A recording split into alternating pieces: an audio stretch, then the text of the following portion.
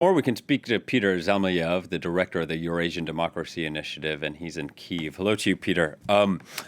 Before we get started, I just want to ask you, whether speaking with your colleagues or loved ones, what's the mood like in the Ukrainian capital? Well, the mood is just as good as ever. Obviously we're pretty much used to living under constant, threat, constant sirens. Even though in Kiev it's been pretty quiet. There's been, I'll knock on wood, there hasn't been a siren in the last week or so. But people are mindful of the severity of the current threat, the nuclear threat. That's what Vladimir Putin wants us to feel. That's what Vladimir Putin wants everyone to think and to be guessing whether he will strike, and where he will strike. But just to give you a flavor of what Ukrainians think about that threat, there's currently plans underway for an orgy, forgive me for using that word, by young people who have decided that if there's a nuclear strike, they might as well just let go and enjoy themselves. Throw caution to the wind, I suppose. Peter, in Moscow, we're expecting this major speech from Vladimir Putin. His spokesperson called it voluminous. He will be selling this annexation to the Russian public. Will they be buying it? That's a very good question. First of all, let me just say, just like the previous, speech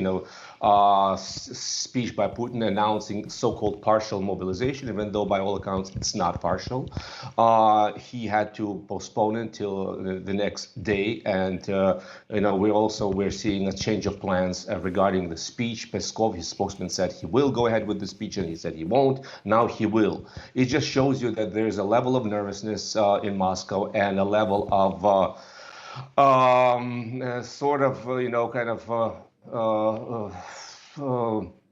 unpreparedness, and sort of Vladimir Putin is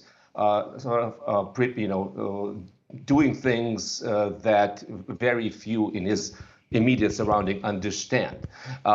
He will definitely recognize and already has the so-called independence of these republics.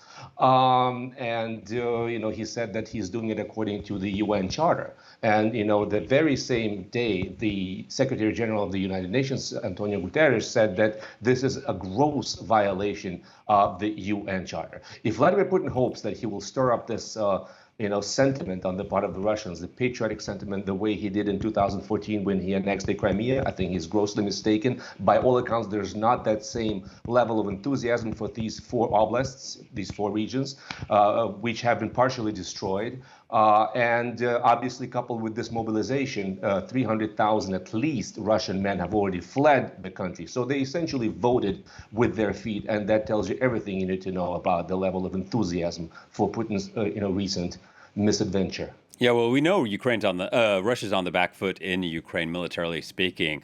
So some are saying it seems like Vladimir Putin's acting desperate, perhaps overreaching. Do you think his full inner circle supports this annexation? I really do not. Well, it depends on what you mean by the inner circle. Obviously, the people who are immediate members of this inner circle, Mr. Patrushev, then there's a couple of others. They may have, in fact, inspired Putin with this, the so-called party of war. But the further out you go, the obviously the more skepticism you find of this war. But the system is such that Vladimir Putin has built over the last 22 years that people are afraid to speak up and let their mind be known. So this is sort of the centrifugal process where Putin has increasingly gotten rid of all the elements around him who would dare to criticize him. He's increasingly relied on yes-sayers. And by all accounts, he's now directing military action in the Donbass, and that shows. Already we're hearing today that Liman, a very crucial city in the Donbass, has been surrounded by Ukrainian troops. There are several thousand strong army of the Russians there. There's significant cache of arms, which the Russian army is at risk of losing to the Ukrainians. So by all accounts, Vladimir Putin is up against the wall. He's acting a bit irrationally and hysterically. And Peter, real quickly, implications being of today's annexation that if Western countries continue to arm Ukraine, they will be abetting attacks on Russian soil. How will this alter the war moving forward?